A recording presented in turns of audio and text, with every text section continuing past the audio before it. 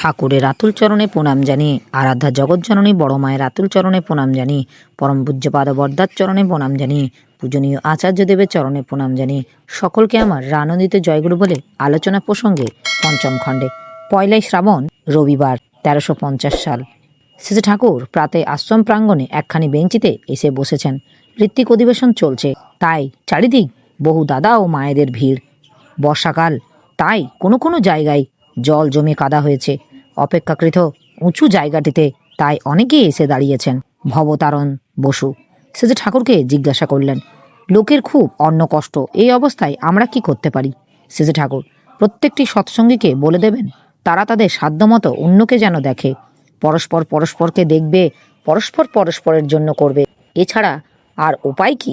আর মানুষ যেন হতাশ না হয়, মনোবল না হারায়। অভাব কষ্ট এসব তো আসেই, আবার মানুষই তা পার হয় চেষ্টার ভিতর দিয়ে। দীক্ষিত হোক বা অদীক্ষিত হোক, যাদের ঢের আছে তাদের প্রবুদ্ধ করতে হয়, যাতে তারা অন্যকে দিয়ে তাদের বাঁচাতে চেষ্টা করে। এই দুর্দিনে যে আসবে তা আমার আগেই মনে হয়েছিল। প্রায় 1.5 বছর ধরে আমি আপনাদের এর জন্য প্রস্তুত হতে বলছিলাম, কিন্তু যতখানি তীব্রতা নিয়ে এসব কাজ করা লাগে তা আপনারা করেননি। তাহলে আজ এই অবস্থায় হতো না। চাল সংগ্রহের কথা, জমি কেনার কথা আমি কতদিন থেকে বলছি, সময় মতো করলে আজ এত ভাবনা ছিল না। এবার কুষ্টিয়ায় শ্রী ঠাকুর জন্ম উৎসব হবার কথা। বিরাজ ভট্টাচার্য, জ্যোতির্নাথ, সত্যদত্ত, বিষ্ণু বিশ্বাস প্রমুখ কথা তুললেন। কিভাবে কি হবে? শ্রী ঠাকুর, উৎসব মানে আমি তো বুঝি উদ্দীপ্ত যাজন, যাতে মানুষ মঙ্গলের অধিকারী হয়, উন্নতির অধিকারী হয়। তাই আপনারা মূল ব্যাপারের দিকে লক্ষ্য রাখবেন, তাহলে আর কোনো অসুবিধা হবে না। সবাই যদি আনন্দের প্রেরণা না পায়, উন্নতির প্রেরণা না পায়, রিক্ততা থেকে সম্পদে দাঁড়াবার যোগ্যতা আহরণ না করে, তাহলে উৎসবের উদ্দেশ্য ব্যর্থ হয়ে গেল, জানবেন। আর টাকা টাকা করলে কখনো টাকা আসে না।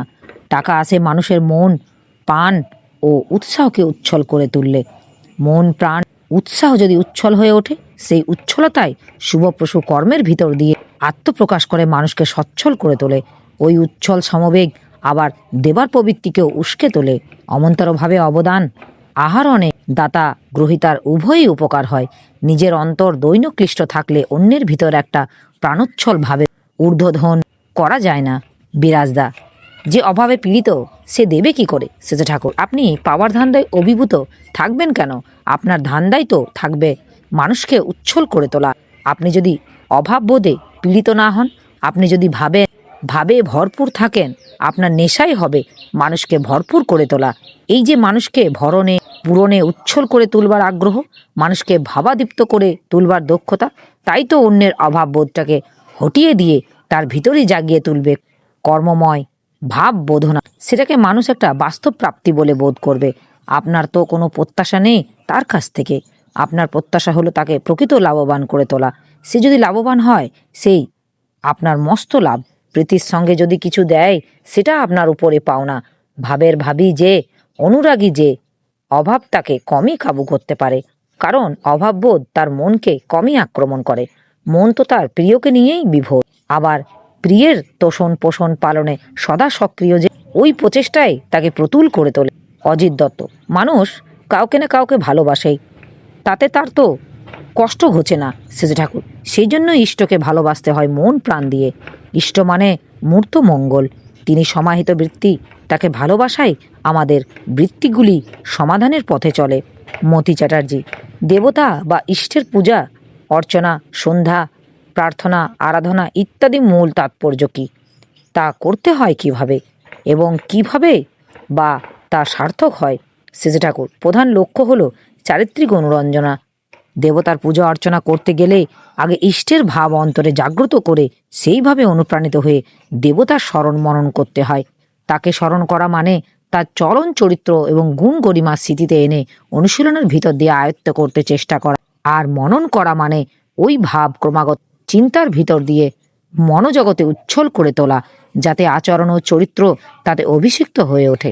ওই ভাব অন্তরের এমনভাবে প্রদীপ্ত হয়ে ওঠা চায় যে প্রত্যেকটি চলনের ভিতরে তার ছাপ পড়ে এবং তার প্রভাবে যা কিছু ভাবা, বলা, করা, চলা, বোধ ও জানা, এক কথায় সমগ্র ব্যক্তিত্বই ওই ভাবে বিনায়িত হয়ে ওঠে। তার মননের মধ্যে কিন্তু তার রূপটা আছে। গুণের চিন্তা করতে গেলেই গুণের অভিব্যক্তি যে রূপের ভিতর দিয়ে যেরকমই হয় তার অনুধান করতে হয়, আর সঙ্গে সঙ্গে সেগুলি হাতে কলমে আয়ত্ত করতে চেষ্টা করতে হবে। তার গুণগুলি আলাদা আলাদা করে খুঁটিনাটিভাবে এবং সবগুলি একত্র করে সামগ্রিকভাবে অভ্যাসগত করে তোলবার চেষ্টা করতে হবে। একদিনে এটা হবে না, এতে সময় লাগবে। তাই একটা মুগ্ধ আকুল নাছোড়বান্দা সমবেগ নিয়ে লেগে পড়ে থাকতে হবে। তার রকমের অভিষিক্ত হয়ে তদানুক চলনে চলতে হবে। ভুল ভ্রান্তি হলেও বা বাধা বিপত্তি আসলেও না ঘাবড়ে সংকল্প সাধনে তৎপর থাকতে হবে। সঙ্গে সঙ্গে পরিবেশও ওইভাবে ভাবিত করে তুলতে হবে। ভাবের মধ্যে আছে হওয়া, আর হতে যা করতে হয় তা করা। দেবতার পুজো অর্চনা সার্থক হয় এমনতরই করে ইষ্ট আরাধনা করতে গেলেই চাই পুঙ্খানুপুঙ্খু অনুশীলনে তার নির্দেশগুলিকে বাস্তবে মূর্ত করা। তার চলন চরিত্র আচার ব্যবহার ও কথাবার্তাকে স্বকীয় বৈশিষ্ট্য অনুযায়ী নিজের ভিতর আত্মক্রিয় করা। আরাধনা নানা ব্যাপারে বা নানা বিষয়ে হতে পারে, সেদিক দিয়ে আরাধনা মানেই হচ্ছে সশ্রদ্ধ আগ্রহ অনুরাগ নিয়ে কোনো কিছু হাতে কলমে করতে তৎপর হওয়া।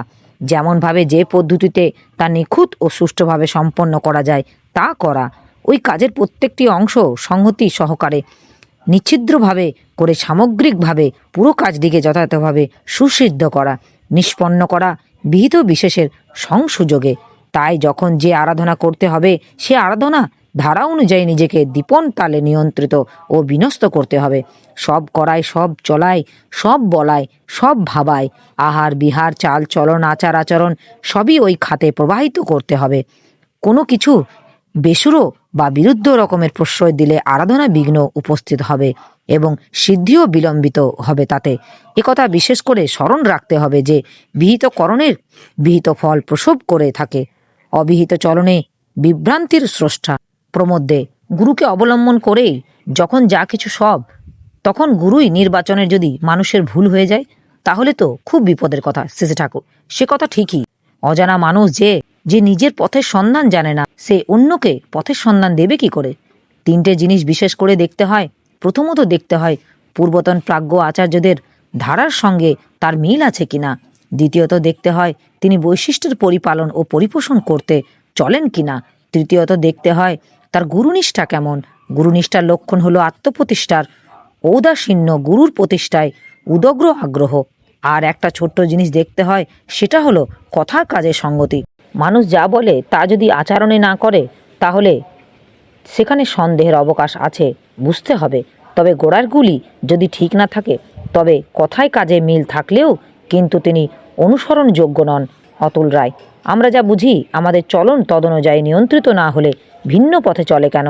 আপনার নীতিগুলি সত্য বলে বুঝি, কিন্তু চলনের ভিতর দিয়ে ফুটিয়ে তুলতে পারি না। শ্রী ঠাকুর অভ্যাসের অসাধারণ শক্তি, তাই তো আমাদের চালিয়ে নিয়ে বেড়ায়। সেই জন্য যা সত্য বলে বোঝো অভ্যাসের ভিতর দিয়ে তাকে অভ্যাস করে ফেলা লাগে। কেষ্টদার কাছে শুনেছিলাম একজন লোক বহুদিন নাকি সৈন্য বিভাগে কাজ করেছিল। বহু বছর ধরে ড্রিল করায় তার অভ্যাস এমন হয়ে গিয়েছিল যে মনোযোগ হলেই সেই ভঙ্গিতে না দাঁড়িয়ে পারত না। সৈন্য বিভাগের কাজ ছেড়ে দেবার পরও তার ওই অভ্যাস যায়নি। হয়তো মাথায় দুধের হাঁড়ি নিয়ে যাচ্ছে, কোনো দুষ্টু ছেলে হঠাৎ বলল মনোযোগ, অমনি সেই হাত টান টান করে সোজা হয়ে দাঁড়াতে বাধ্য। কোথার দুধ তখন কোথায় গেল? অভ্যাসে এমনতর হয়। সদভ্যাস গঠন করে বদ অভ্যাসের প্রভাব মুক্ত হতে হবে।